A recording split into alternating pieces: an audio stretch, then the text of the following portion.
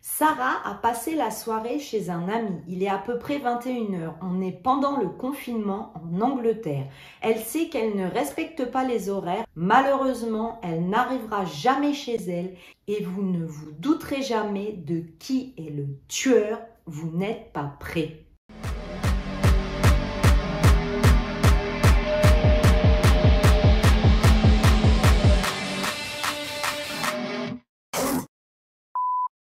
Hi tous, je suis ravie de vous retrouver pour cette nouvelle vidéo. Bon, pour ceux qui ont déjà vu mes shorts et mes BTN, on a tout coupé les cheveux. Bon, ça on s'en fout.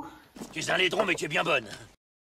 Bon, avant tout, tu vas me mettre bien et tu vas mettre un pouce en l'air parce qu'après tu vas rentrer dans la vidéo et tu vas oublier. Et en plus, abonne-toi parce que j'ai tout un tas de vidéos que tu pourras regarder si tu t'ennuies. Allez, c'est parti! On y va, c'est parti.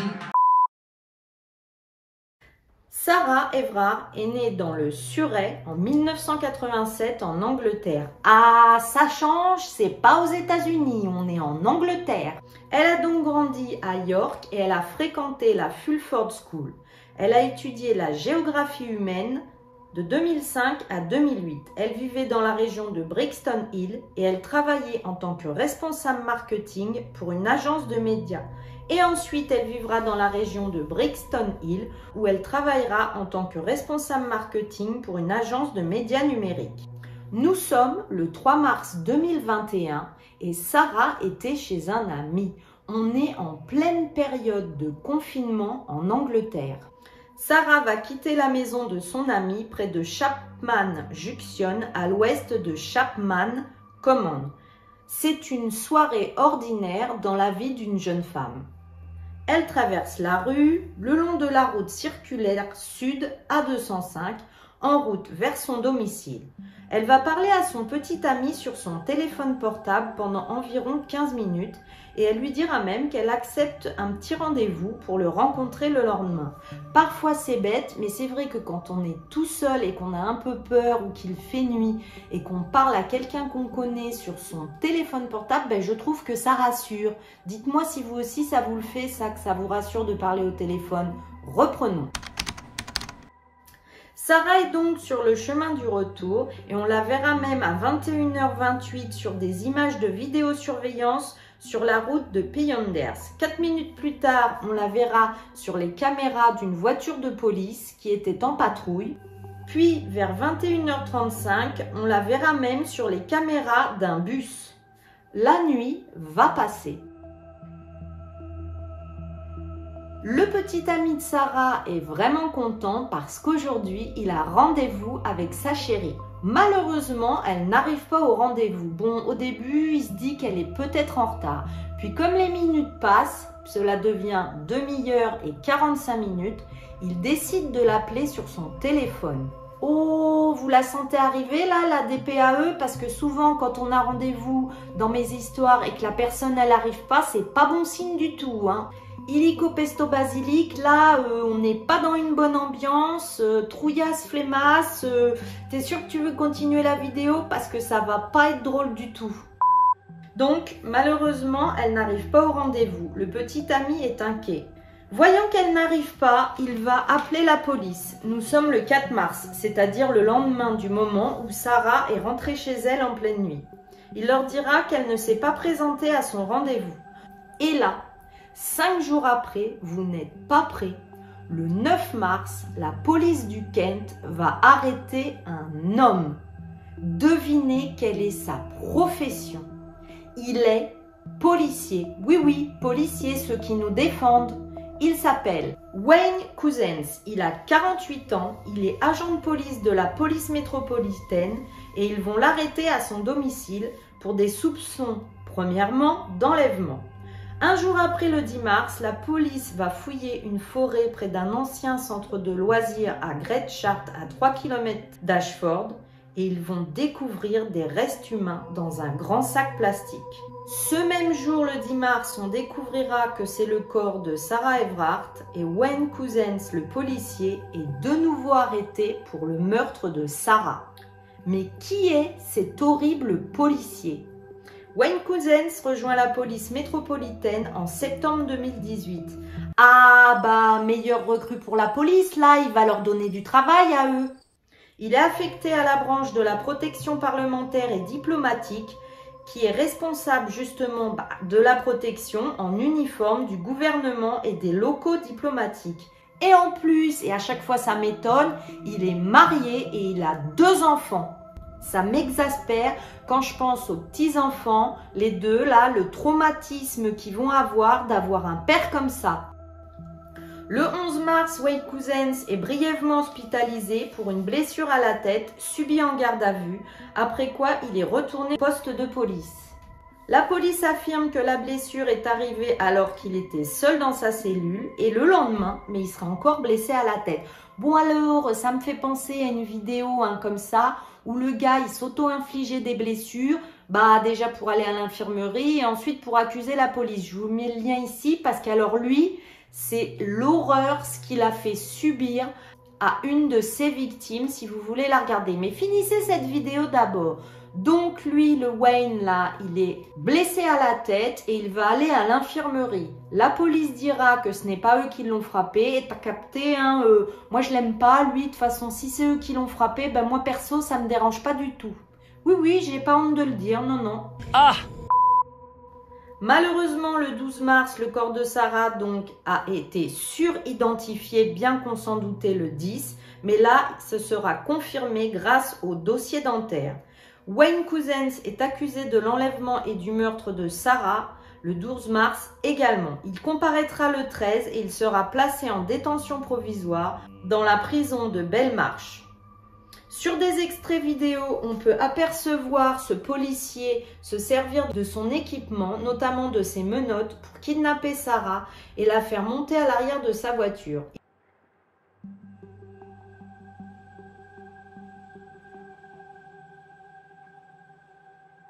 Il lui a fait croire qu'il l'emmenait pour l'interroger au poste de police et qu'elle était en fraude parce qu'elle avait dépassé le couvre-feu. Il aurait également utilisé son badge de policier et les réglementations liées au confinement comme prétexte donc pour l'embarquer comme je vous ai dit, car après avoir effectué des patrouilles policières pendant la pandémie, mais il savait exactement quel langage utiliser face à ceux qui enfreignaient les règles. Comme Sarah donc ce soir-là malheureusement et il lui a tout fait croire.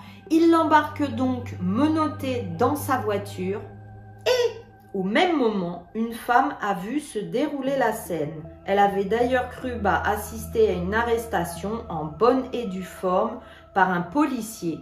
Et moi, je trouve que c'est horrible quand on est témoin d'une scène et qu'on ne se doute pas de ce qui va suivre. On doit ressentir comme une sorte de peut-être culpabilité et de n'avoir rien pu faire à ce moment-là. Dites-moi dans les commentaires ce que vous en pensez quand on est témoin de quelque chose sans le savoir et qu'on le sait après coup.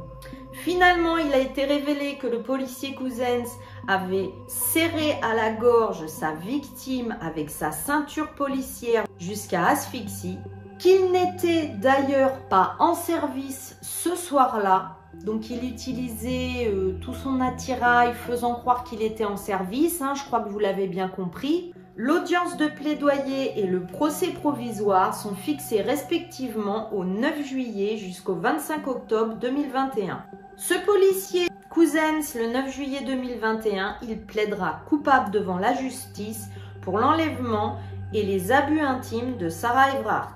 Le 30 septembre 2021, il est condamné à la prison à vie sans possibilité d'être libéré, ce qui est extrêmement rare en Angleterre pour un policier.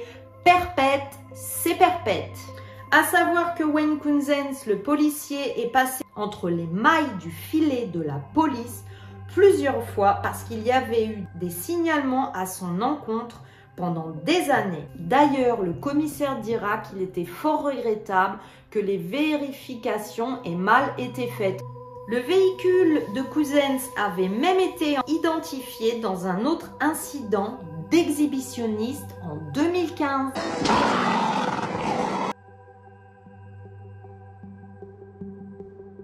De plus, le journal Le Time indique en outre que M. Cousens aurait partagé des contenus misogynes, racistes, homophobes avec ses collègues sur un groupe de discussion WhatsApp. Ce qui fait encore actuellement l'objet d'une enquête, parce que lui, il est en prison, mais on vérifie ses collègues. Plus récemment, il y a eu l'affaire de Sabina Nessa, une jeune femme qui a été tuée dans un lieu public. Eh bien, sachez que 2 policiers s'étaient amusés à faire des selfies devant la scène de crime. Mais what? Ils ont cru que c'était drôle, eux. Ils sont fiers. Non mais le manque de respect pour la victime, ça me rend dingue. C'est pas parce que t'es policier que tu peux tout faire, hein. Avec l'indignation suscitée après la mort de Sarah et la découverte de problèmes, comme je viens de vous l'expliquer dans la police, les selfies et tout le bazar, le peuple va s'indigner et ils vont faire une très grande manifestation le soir qui va même déborder sur le couvre-feu. Du coup, la police londonienne va intervenir sur cette manifestation pour essayer de faire rentrer les personnes chez elles et notamment il y avait beaucoup de femmes dans la manifestation et cela va être un tollé dans les médias. On va accuser la police même de violence sur les manifestants. En dépit des restrictions en vigueur toujours avec le couvre-feu, la foule s'est rassemblée le 13 mars en fin d'après-midi pour une veillée funèbre qui sera là aussi violemment dispersée par les forces de l'ordre. Il y aura même l'épouse du prince William, Kate, qui viendra se recueillir.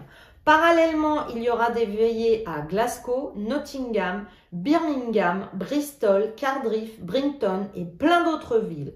3 jours après, la mobilisation ne faiblit pas, leur colère est attisée contre la police. Dès le 13 mars, Reclaim This Street lançait une collecte de fonds au bénéfice de causes en faveur des femmes, portée par l'onde de choc du meurtre de Sarah Everard malheureusement. La cagnotte a recueilli plus de 520 000 livres sterling, ce qui fait environ 600 000 €, dépassant largement son objectif. En gros, c'est le gros beans, c'est le bordel. Les femmes et les hommes, même qui soutiennent les femmes, ne sont pas contents. Ils veulent la sécurité pour les femmes dans la rue. À la suite des heurts survenus lors de la veillée spontanée du 13 mars, la ministre de l'Intérieur, Priti Patel, demande à l'inspecteur en chef des forces de police de procéder à un examen de leur action lors de cette soirée. Ont-ils été trop violents? De son côté, insatisfait des explications qu'il a reçues de la part des forces de l'ordre, le maire de Londres, Sadiq Khan, requiert une enquête indépendante. Ça bouge, ça bouge. Le Premier ministre Boris Johnson s'est dit d'emblée choqué et profondément attristé par la disparition de Sarah. Nous devons travailler vite pour trouver les réponses à ce crime terrifiant. Ce qui a été fait très rapidement puisqu'on a arrêté le policier. Dès le 15 mars, le gouvernement annonçait qu'il allait dégager des fonds supplémentaires pour améliorer l'éclairage dans les rues le soir et renforcer les patrouilles de police. L'audience de plaidoyer et le procès provisoire sont fixés respectivement au 9 juillet et au 25 octobre 2021 pour Cousens, le policier. Le 9 juillet 2021, il plaide coupable devant la justice pour l'enlèvement et l'abus intime de Sarah Everard. Le 30 septembre 2021, il est condamné à la prison à vie sans possibilité d'être libéré, ce qui a priori est très très rare en Angleterre. Vers 21 h dans la soirée du 3 mars, vers 21 h dans la soirée